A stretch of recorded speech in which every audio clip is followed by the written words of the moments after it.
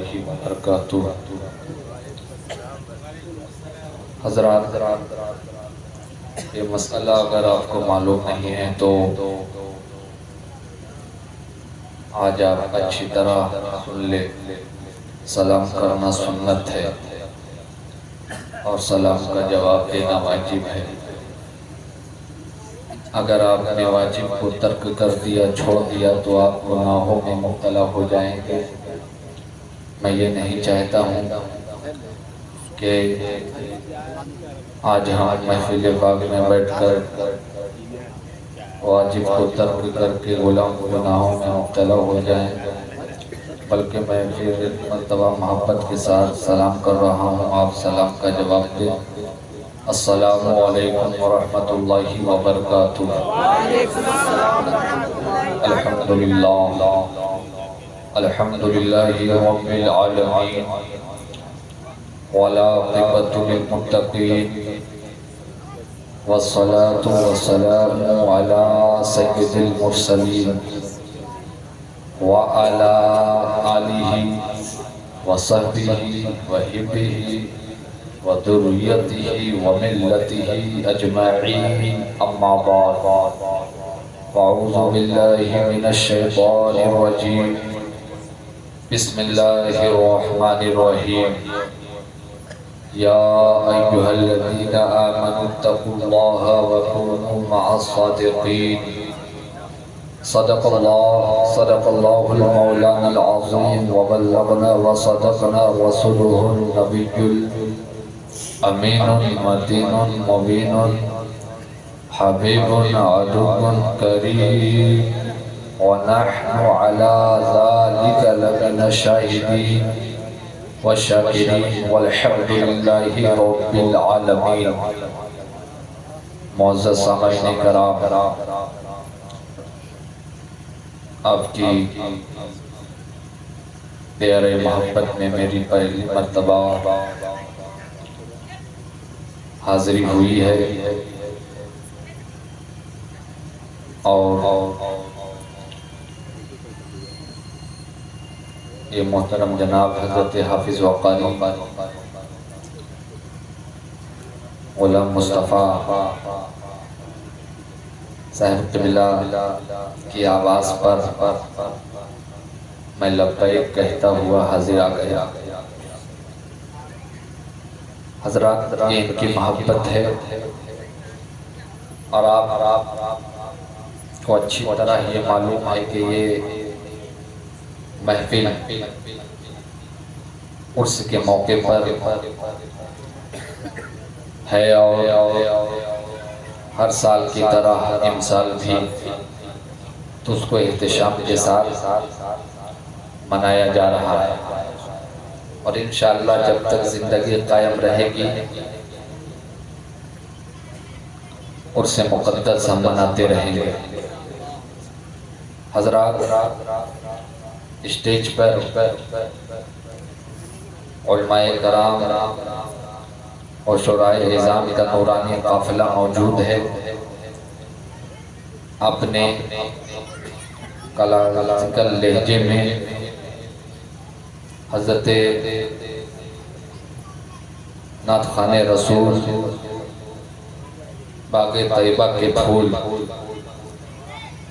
حضرت قاری منظر صاحب سے بہترین لب و لہجے میں منقبت کے اچھے اشعار آپ نے سماعت کی، اور میں چاہتا ہوں کہ تعارف کرا دوں، لیکن وقت کی قلت دامنگیر ہے۔ دیکھیے، ہمارے اور آپ کے بیچ خطیب اہل سنت صوفی طریقت حضرت حکیم محمد عارف صاحب قبلہ تشریف رکھتے ہیں، اور یہ ان کی محبت ہے۔ یہ شروع سے 2013-14 سے سپورٹ کرتے آ رہے ہیں، اور میرے استاذ محترم، میرے پیر و مرشد حضرت علامہ و مولانا الحاج محمد نعمان اختر فائق الجمالی صاحب قبلہ کے بہت ہی عزیز ہیں۔ میں حضرت سے گزارش کروں گا کہ وہ سامنے آ جائیں. یقیناً یہ ان کا بڑکپن ہے کہ دانش جمالی کو سبحان اللہ حضرات، یہ میرے لیے بہت ہی خوش قسمتی کی بات ہے. اللہ کی بارگاہ میں یہ دعا کرتا ہوں کہ اللہ ان کو سلامت رکھے، اور اللہ کی بارگاہ میں یہ دعا کرتا ہوں کہ یہاں پر جتنے بھی لوگ حاضر ہیں اللہ تمام لوگوں کی حاضری کو قبول فرمائے. اور میرے بار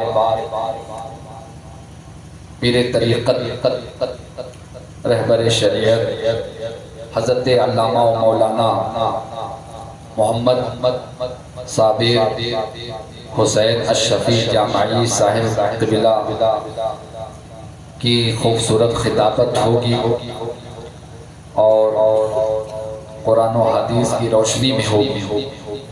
لہذا آئیے ہم اور آپ درود پاک کا نذرانہ پیش کر لیں. اللہم صلی علی سیدنا شفیعنا حبیبنا مولانا محمد بارک وسلم. صلو علیہ صلاۃ و سلام علیک یا رسول اللہ صلی اللہ تعالی علیہ وسلم. حضرات شعر پیش کر رہا ہوں، محبت کے ساتھ ملاحظہ فرمائیے. کسی کو زمانے کی دولت ملی ہے، کسی کو زمانے کی دولت ملی ہے، کسی کو جہاں کی حکومت ملی ہے. آپ کی نظر صرف میری طرف ہو، آپ کو یہ معلوم ہے کہ نعت پڑھی نہیں جاتی ہے بلکہ نعت پڑھائی جاتی ہے، تقریر کی نہیں جاتی ہے بلکہ تقریر کرائی جاتی ہے.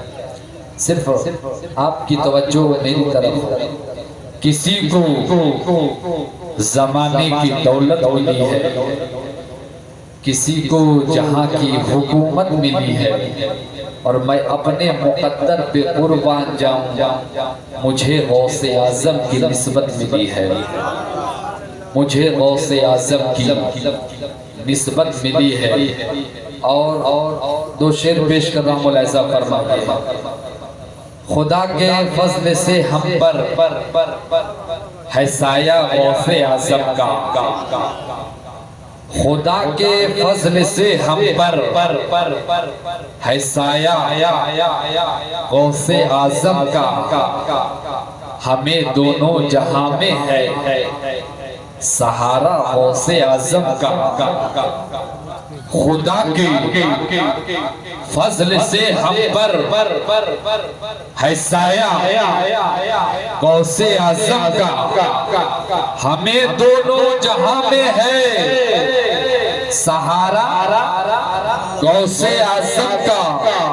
اور مریدی لا تخف کہہ کر، مریدی لا تخف کہہ کر تسلی دی غلاموں کو. مریدی لا تخف کہہ کر تسلی دی غلاموں کو. قیامت تک رہے بے خوف بندہ غوث اعظم کا. قیامت تک رہے بے خوف بندہ غوث اعظم کا. اور شعر پیش کر رہا ہوں محبت کے ساتھ. ایک لفظ محبت کا بس اتنا فسانہ ہے، ایک لفظ محبت کا بس اتنا فسانہ ہے. سمٹے تو دل عاشق پھیلے تو زمانہ، سمٹے تو دل عاشق پھیلے تو زمانہ ہے. اور کیا حسن نے سمجھا ہے، کیا حسن نے سمجھا ہے، کیا عشق نے جانا ہے. کیا حسن نے سمجھا ہے، کیا عشق نے جانا ہے. اور ان خاک نشینوں کی ٹھوکر میں زمانہ ہے، ان خاک نشینوں کی ٹھوکر میں زمانہ ہے۔ حضرات اللہ فرماتا ہے یا ایھا الذین آمنوا اتقوا اللہ وکونوا مع الصادقین۔ آپ ترجمہ سماعت فرما لیں، اے ایمان والو اللہ سے ڈرو اور سچوں کے ساتھ ہو جاؤ۔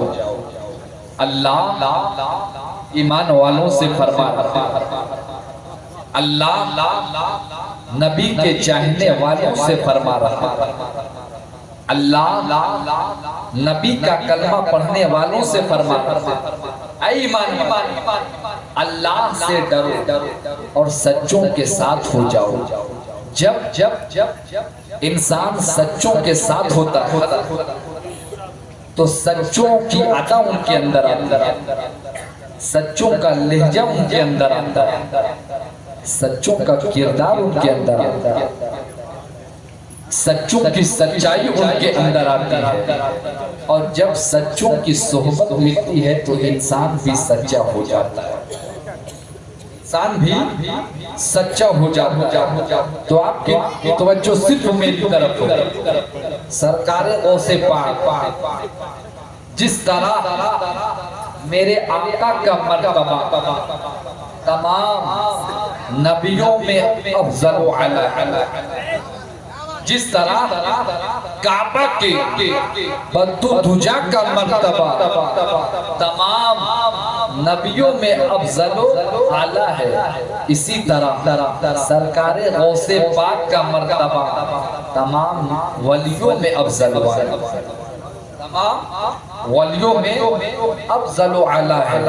حضرات جنت کی تمنا سب کو ہے، جنت کی تمنا سب کو ہے، مسکرا کر سبحان اللہ کہہ دو، جسے جنت چاہیے مسکرا کر سبحان اللہ کہہ دو۔ میں جنت بانٹنے والا نہیں ہوں مگر میرے مصطفیٰ نے جنت بانٹ دیا، جنت سے اچھی جگہ کچھ نہیں۔ میرے سرکار جس جگہ پر دفن ہے وہ جگہ بھی جنت ہی سے لائی، اور جب اسی لیے ہم سرکار کے روضے کو بھی جنت کہتے ہیں، اور جب پوری زمینیں ہلائی جائیں گی ڈولائی جائیں گی، اذا زلزلت الارض زلزالہا، اس سے پہلے مدینے کی زمین اٹھا کر پھر سے جنت میں پہنچا دی جائے گی۔ اب توجہ چاہو، ہر کسی کی جنت چاہیے، استاذ کو بھی جنت چاہیے، شاگرد کو بھی جنت چاہیے، موجودہ حالات میں مفت میں جنت بانٹنے والے پیر صاحب کو بھی جنت چاہیے، مریدوں کو بھی جنت چاہیے۔ آخر جنت تجھ میں کوئی ایسی بات تو ہوگی، تجھ میں کوئی کمال تو ہوگا، تجھ میں کوئی کشش تو ہوگی، آخر جنت سب کو کیوں چاہیے؟ استاذ کو بھی جنت چاہیے، شاگرد کو بھی جنت چاہیے، پیر صاحب کو بھی جنت چاہیے، مریدوں کو بھی جنت چاہیے، علامہ کو بھی جنت چاہیے، خطیب کو بھی جنت چاہیے، ادیب کو بھی جنت چاہیے، شاعر کو بھی جنت چاہیے، ڈاکٹر کو بھی جنت چاہیے، انجینئر کو بھی جنت چاہیے، پروفیسر کو بھی جنت چاہیے۔ یہی نہیں، لچوں کو بھی جنت چاہیے، جھوٹے کو بھی جنت چاہیے، لفنگوں کو بھی جنت چاہیے، شرابی کو بھی جنت چاہیے، مگر جنت کوئی ریوڑی نہیں ہے، جنت کوئی ریوڑی نہیں ہے کہ جو جب چاہے اٹھا کر بانٹ دے، اما قیامت کے دن بھی شفاعت وہی کرے گا جس کے لیے مصطفیٰ چاہیں گے، جس کے لیے کعبہ کی بدو دجا چاہیں گے، طیبہ کے شکل دعا۔ حضرات اب میں یہ نہیں کہوں گا جنت چاہیے بھائی صاحب تو شراب چھوڑ دو، جنت چاہیے تو بہنوں پر ظلم کرنا چھوڑ دو، جنت چاہیے تو غریبوں کا مال ہڑپنا چھوڑ دو، جنت چاہیے تو اپنے ہاتھ میں تاش کے پتوں کو لے کر اپنی زندگی کو برباد کرنے والوں اپنی زندگی کی حفاظت کرو۔ جب ایسی زندگی گزرے گی تو وہ تو نہایت سستا سودا بیچ رہے ہیں جنت کا، ہم مفلس کیا مول چکائیں، اپنا ہاتھ ہی خالی ہے، اب جمالی بڑی تیزی کے ساتھ آپ تک پہنچنا چاہتا ہے۔ جنت چاہیے تو میں یہ نہیں کہوں گا کہ نمازی ہو جاؤ، حاجی ہو جاؤ، صرف ایک جملہ کہوں گا، جنت چاہیے تو بندہ ہو جاؤ، اس لیے کہ ڈاکٹر ہونا آسان ہے، انجینئر ہونا آسان ہے، پروفیسر ہونا آسان ہے، علامہ ہونا آسان ہے، صوفی ہونا آسان ہے، مگر بندہ ہونا یہ بڑا مشکل ہے۔ بندہ سب نہیں ہوتا ہے، کہنے کو تو خطیب بھی کہتا ہے میں خدا کا بندہ ہوں، ادیب بھی کہتا ہے میں خدا کا بندہ ہوں، شاعر بھی کہتا ہے میں خدا کا بندہ ہوں، علامہ صاحب بھی کہتے ہیں میں خدا کا بندہ ہوں، قاری صاحب کہے میں خدا کا بندہ ہوں، مفتی صاحب کہے میں خدا کا بندہ ہوں، یہ نکمہ دانش جمالی کہے میں خدا کا بندہ ہوں، آپ کہیں میں خدا کا بندہ ہوں، مگر کمال یہ نہیں ہے کہ ہم کہتے رہے کہ ہم خدا کے بندے ہیں۔ بندے کا کمال تو اس وقت ہوتا ہے کہ جب بندے کا رب کہتے یہ میرا بندہ ہے، جب بندے کا خدا کہتے یہ میرا بندہ ہے، جب بندے کا اللہ کہتے یہ میرا بندہ ہے۔ اس کا فرق یہ ہے کہ جب تم کہتے ہو میں خدا کا بندہ ہوں، تیری بات تیری بیوی نہیں سنتی، جب تم کہتے ہو میں خدا کا بندہ ہوں، تیری بات تیری بیٹی نہیں سنتی، جب تم کہتے ہو میں خدا کا بندہ ہوں، تیری بات تیرا پڑوسی نہیں سنتا، جب تم کہتے ہو میں خدا کا بندہ ہوں، تیری بات تیرا بھائی نہیں سنتا، مگر جسے مولا کہتے، جسے خدا کہتے، جسے رب کہتے کہ یہ میرا بندہ ہے، تو اس کی طاقت یہ ہوتی ہے کہ زمین پر رہ کر اگر انگلیوں کو اشارہ کر دے تو جان کا سینہ تو ٹکڑے ہو جاتا ہے۔ جسے وہ کہتے کہ یہ میرا بندہ ہے تو مقام صحبہ میں علی کے لیے سورج کو واپس آنا پڑتا ہے، جب وہ کہتے کہ یہ میرا بندہ ہے تو بغداد والا عبد القادر کو بإذن اللہ کہتے تو مردے کو زندہ ہونا پڑتا ہے، جسے وہ کہتے کہ یہ میرا بندہ ہے تو ایک کٹورے میں آنا ساکر کو آنا پڑتا ہے، جسے وہ کہتے کہ یہ میرا بندہ ہے تو فرید کی صورت میں جب بندہ مٹی پر دم کر دے تو مٹی کو سونا بننا پڑتا ہے، جسے وہ کہتے کہ یہ میرا بندہ ہے تو رامپور کے حضرت جمال کی صورت میں ایک انپڑھ کو حافظ قرآن بننا پڑتا ہے۔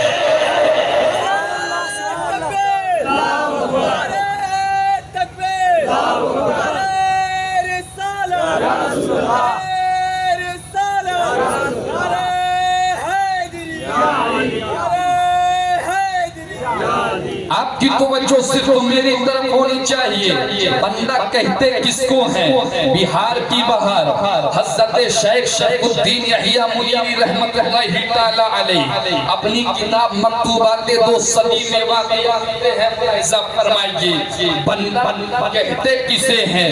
حضرات ایک اللہ والا ہے، ایک اللہ کے ولی ہیں، خرید کر لایا ہے ایک غلام کو۔ میں اس زمانے کی بات کر رہا ہوں جب غلام خرید ملاحظہ فرمائیے ایک اللہ والے نے خریدا ہے ایک غلام کو گھر لے کر آئے اللہ کا ولی آج غلام کا خریدار ہے مالک ہے وہ اللہ کا ولی کرسی پر بیٹھا ہوا ہے سامنے وہ غلام کھڑا ہے اللہ کے ولی خریدار مالک نے کہا سن تجھے میں خرید کر لایا ہوں میں تیرا مالک ہوں تو میرا غلام ہے میں تیرا آقا ہوں تو میرا غلام ہے مگر میں دنیا دار مالک نہیں ہوں میرے دل میں خشیت ربانی کی آگ رہتی ہے ایک بات بتا المختصر سمیٹ کر عرض کر رہا ہوں ایک بات بتا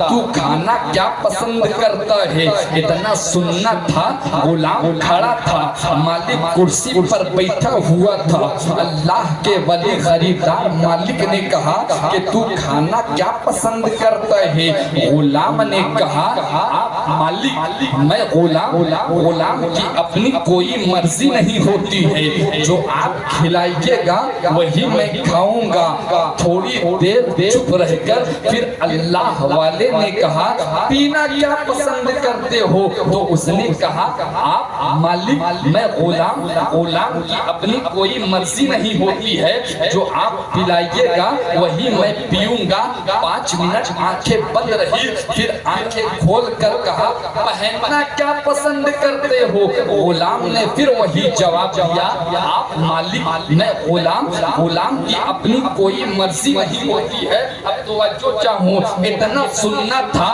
اب تک مالک کرسی پر بیٹھا مالک کرسی پر بیٹھا تھا غلام کھڑا ہو گیا غلام کھڑا ہو گیا جیسے ہی غلام کھڑا آقا کھڑا ہو گیا مالک کرسی پر بیٹھا تھا غلام کھڑا تھا مالک کرسی چھوڑ کر کھڑا ہو گیا اپنے غلام سے کہتا ہے کہ میں نے تجھے بازار سے چند کھنکتے ہوئے سکوں میں خریدا ہے ضرور مگر تو میرا استاد ہے میں تیرا شاگرد ہوں جہاں پر میں بیٹھا تھا یہ تیری جگہ ہے جہاں تو کھڑا تھا وہ میری جگہ ہے بیٹھ جاؤ کرسی پر اتنا سننا تھا غلام نے ہاتھ جوڑ کر کہا آقا غلام کو خدمت کرنے میں مزہ آتا ہے آقا غلام کو کھڑے رہنے میں لطف آتا ہے آقا وہ جگہ آپ کی ہے آقا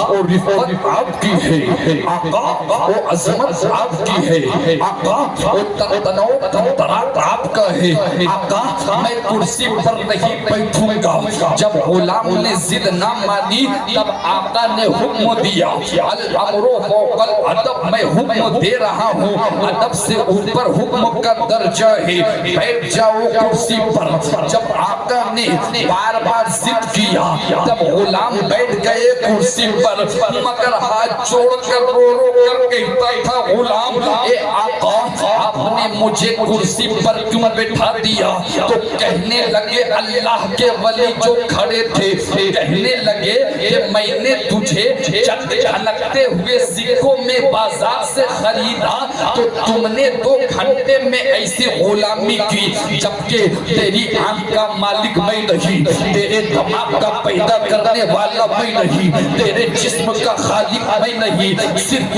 2 گھنٹہ پہلے خریدا تو تیرا حال یہ ہے کہ تیرا دل میرا ہو گیا تیری سوچ میری ہو گئی تیرا احساس میرا ہو گیا تیرا نظریہ میرا ہو گیا تو نے بتا دیا کہ جب 2 گھنٹے کے کھنکتے ہوئے سکوں کی غلامی میں اتنا دم ہے ہم ماں کے پیٹ میں رہی تھے لانے والا میرا مالک وہ ہے پیٹ میں آئے ہیں مالک وہ ہے پیدا اس نے کیا ہے مالک وہ ہے میری آنکھ میرے کان میرا دل میرا دماغ میری سوچ میری فکر میرا احساس میرا نظریہ سب اسی کے نام کا ہے تو تو نے بتا دیا کہ جب غلام ایسا ہوتا ہے تو بندہ کیسا ہونا چاہیے جب غلام ایسا ہوتا ہے تو خدا کا بندہ کیسا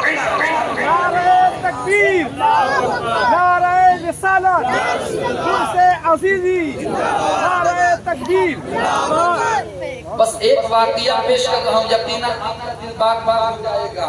جو حضرات سننے کا مزاج رکھتے ہیں وہ دونوں ہاتھوں کو فضاؤں میں لہرا کر بول دیجئے یا رسول اللہ، یا حبیب اللہ، یا نبی اللہ۔ حضرات دوسری مرتبہ یہ واقعہ ملاحظہ آپ کا دل باغ باغ ہو جائے گا۔ آؤ وہ دلی چلے، کل بھی دلی کا پانی کھارا تھا، آج بھی دلی کا پانی کھارا ہے۔ آپ نے میرے پیر و مرشد حضرت علامہ مولانا محمد نعمان اختر جمالی صاحب قبلہ سے حضرت محبوب الہی کا واقعہ سنا ہے، مگر آئیے وہی دلی کی سرزمین۔ دلی میں ایک جگہ ہے چراغ دلی، چراغ دلی میں ایک مرد فقیر ہے، نام حضرت خواجہ نصیر الدین چراغ دلی ہے، محبوب الہی کے مرید ہے۔ مغرب کی نماز پڑھ چکے، کچھ اندھیرا چھا گیا، اندھیرا چھانے کے بعد حضرت خواجہ نصیر الدین چراغ دلی اپنے مریدوں کے ساتھ نکلے ہیں۔ اچانک ایک دروازے کے پاس سے گزری، گھر کے اندر سے برتنوں کے تیز ٹکرانے اور ٹکرانے کے بعد بجنے کی آواز آئی۔ حضرت خواجہ نصیر الدین چراغ دلی کہتے ہیں یہ آواز کیسی آئی؟ کسی مرید نے کہا سرکار یہ تو برتن کے بجنے کی آواز ہے۔ حضرت خواجہ نصیر الدین چراغ دلی کہتے ہیں یہ تو مجھ کو بھی معلوم ہے کہ برتن کی آواز ہے، مگر برتن کا بجنا اور ہے اور برتن کے بجنے سے میرے دل کی بجنے کی بات کچھ اور، میرے دل کے بجنے کی بات کچھ اور ہے۔ آواز برتنوں کے بجنے کی سنتا رہا، مگر آج سننے کے بعد میری کیفیت کچھ بدل گئی۔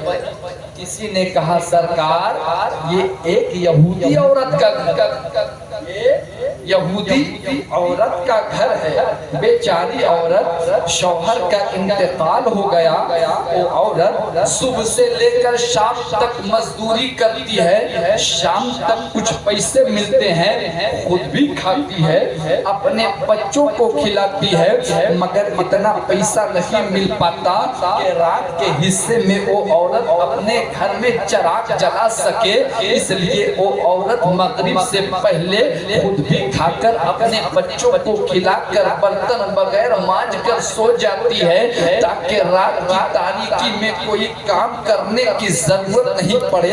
ہو سکتا ہے کسی ضرورت کے تحت رات کی تاریکی میں وہ عورت یا اس عورت کے بچے اٹھے ہوں، اندھیرا ہونے کی وجہ سے تاریکی کی وجہ سے سمجھ نہ آیا ہو، ٹکرا گئی ہو وہ عورت، ٹکرا گئے ہو اس کے بچے، برتن گر گیا ہو، اسی لیے آواز آ رہی ہے۔ حضرت خواجہ نصیر الدین چراغ دلی کہتے ہیں اب میں سمجھا یہ آواز کیوں آئی، اب میں سمجھا یہ آواز کیوں آئی۔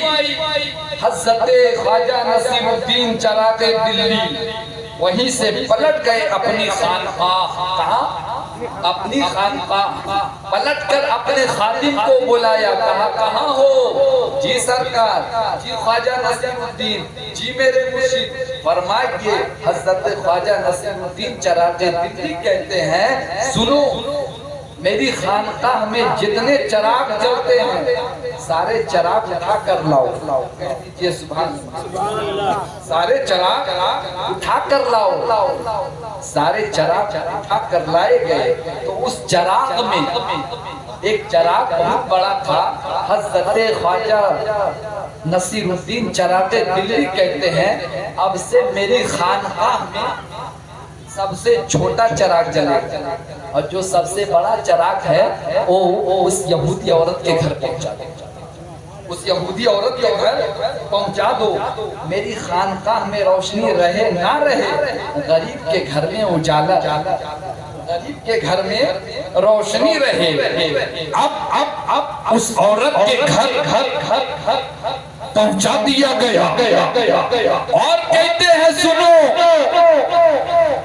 جب رات کی تاریکی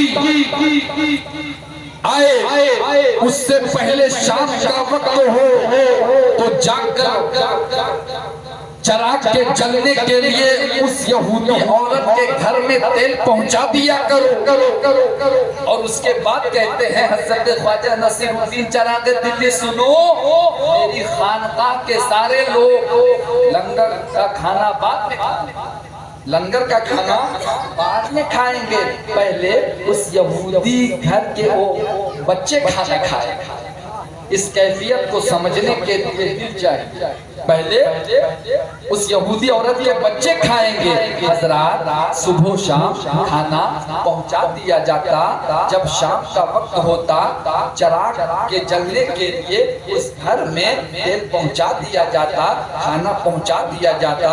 10 دن 11 دن 12 دن جو بھی ہوا ہو, ایک دن شام کا وقت تھا, ابھی سورج ڈوبا بھی نہیں تھا, وہ عورت اپنے چھوٹے چھوٹے بچوں کو لے کر کسی کو گود میں لے کر کسی کو انگلی پکڑا کر چل پڑی خانقاہ نصیریہ فریدیہ قطبیہ معینیہ میں, اور پہنچ کر آواز دیتی ہے بابا کہاں ہے, بابا کہاں ہے, بابا کہاں ہے. تو کسی نے کہا ادھر چلی جاؤ, بابا ادھر ہیں. جیسے ہی وہ عورت ادھر گئی دیکھا آداب جو کچھ بھی کرنا ہوگا اپنی زبان میں اس نے کیا ہوگا. اس کے بعد کہتے ہیں بابا حضرت خواجہ نصیر الدین چراغ دلی کہتے ہیں تم کون ہو. کہا بابا آپ نے نہیں پہچانا, بغیر دیکھے اتنا پیار دے دیا, بغیر دیکھے اتنا پیار دے دیا.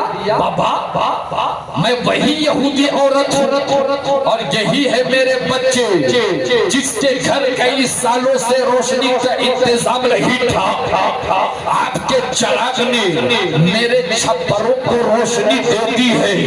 بابا یہی ہے میرے بچے, اتنا کرم کیا بابا.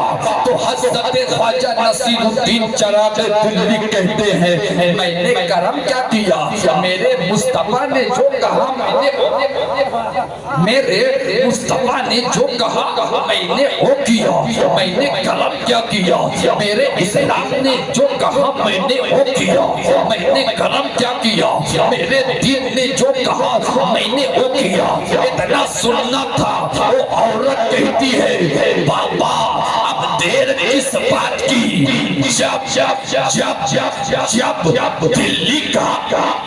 جب دلی کا نصیر الدین ایسا ہے تو مدینے والا رحمت للعالمین کیسا ہوگا, مدینے والا رحمت للعالمین کیسا ہوگا, مدینے والا مصطفیٰ کیسا ہوگا.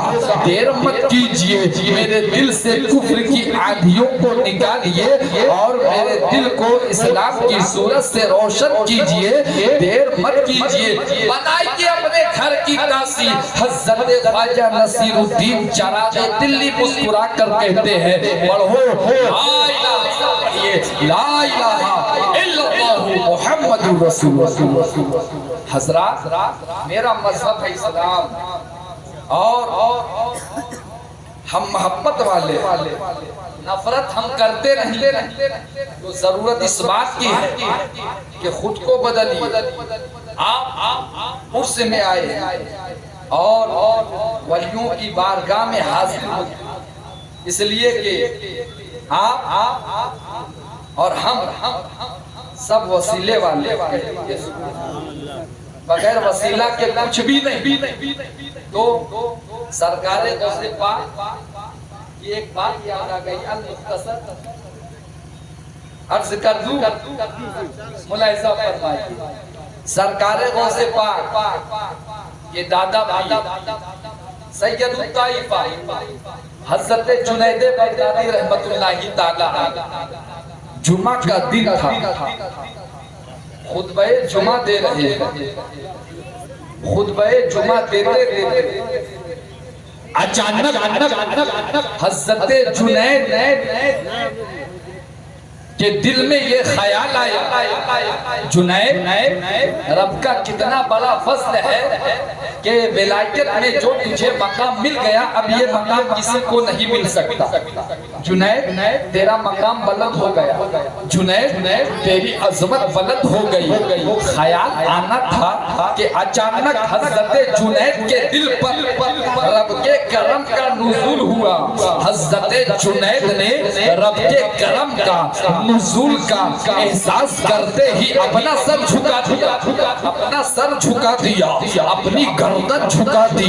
نماز کے بعد خطبہ ہوا, نماز ہوئی, خطبہ کے بعد نماز کے بعد چہنے والوں نے کہا تھا, شاگردوں نے کہا تھا, محبت کرنے والوں نے کہا تھا, مریدوں نے کہا تھا, اے میرے آقا جنید, اے میرے مرشد جنید, اے میرے بابا جنید, اے میرے ملجا جنید, آج تک ہم لوگوں نے کبھی ایسا نہیں دیکھا کہ آپ نے خطبہ جمعہ کہتے ہوئے اپنا سر جھکایا ہو, اپنی گردن جھکائی ہو, مگر آج ایسا کیوں ہوا؟ اس کی وجہ کیا ہے؟ تو سید الطائفہ حضرت جنید بغدادی رحمت اللہ تعالی علیہ فرماتے ہیں, کیا بتاؤں جب میں جمعہ کا خطبہ دے رہا تھا میرے دل میں اچانک خیال آیا جنید رب کا اتنا بڑا فضل ہے کہ ولایت میں جو مقام مجھے مل گیا وہ مقام کسی کو نہیں مل سکتا. جنید تیرا مقام بلند ہو گیا, جنید تیری عظمت بلند ہو گئی. جب یہ خیال آیا تو رب کے کرم کا میرے دل پر نزول ہوا. رب کی مشیت نے مجھے رہنمائی کرتے ہوئے بچا لیا. رب فرماتا ہے جنید ایسا مت سوچ, آج سے کچھ ہی دنوں کے بعد بغداد میں بچہ پیدا ہوگا, نام عبد القادر ہوگا, بغداد کی جامع مسجد ہوگی. جب وہ اعلان کرے گا قدمی حاضری علی رقبتی کل ولی اللہ, میرا یہ قدم اللہ کے ہر ولی کی گردن پر ہے تو تیری گردن بھی اسی کے قدموں کے نیچے رہے. اے میرے سرکار غوث پاک کا نعرہ لگانے والوں, سرکار غوث پاک کا نعرہ لگاؤ, خوب لگاؤ. مگر سرکار غوث پاک نے کیا ہمیں, اور آپ کو یاد ہے کہ سرکار غوث پاک نے مردے کو زندہ کر دیا. جو ولی کر دے اسے کرامت کہتے ہیں, جو نبی کر دے اسے معجزہ کہتے ہیں. ہمیں یہ معلوم ہے کہ سرکار غوث پاک نے 12 سال کی ڈوبی ہوئی بارات کو واپس آیا. ہمیں یہ معلوم ہے کہ سرکار غوث پاک نے مردوں کو زندہ کیا, مگر ہم سرکار غوث پاک کا اخلاق ہم نے نہیں پڑھا ہے کہ سرکار غوث پاک کی سیرت کیسی, سرکار غوث پاک کا اخلاق کیسا تھا. ضرورت اس بات کی ہے کہ اخلاق محبت کی ضرورت ہے. آج ہمارے اندر, آج ہمارے دلوں کے اندر ہم مصطفیٰ جان رحمت سے محبت کرنے والے ہیں, دعویٰ کرتے ہیں کہ ہم نبی سے سچی محبت کرتے ہیں. تو جس دعویٰ میں دلیل نہ ہو دعویٰ نہیں ہوتا. تو اگر آپ چاہتے ہیں کہ میرا غوث ہم سے راضی ہو جائے, میرا خدا ہم سے راضی ہو جائے, اور اللہ کے رسول محمد عربی ہم سے راضی ہو جائے, تو کوئی بھی کام کرو تو کسی کو دکھانے کے لیے مت کرو, بلکہ یہ سوچ لو یا تو خدا دیکھ رہا ہے یا تو مدینے والے مصطفیٰ دیکھ رہے ہیں. یقیناً آپ دنیا میں بھی کامیاب ہو جائیں گے اور آخرت میں بھی کامیاب ہو جائیں گے. اللہ کی بارگاہ میں دعا کرتا ہوں, اللہ ہم لوگوں کو سننے سے زیادہ عمل کی توفیق عطا فرمائے. وآخر دعوانا الحمدللہ رب العالمین, استغفر اللہ ربی من کل ذنب واتوب الیہ. ایک مرتبہ سلام کرتا ہوں, آپ سلام کا جواب محبت کے ساتھ دیں. السلام علیکم.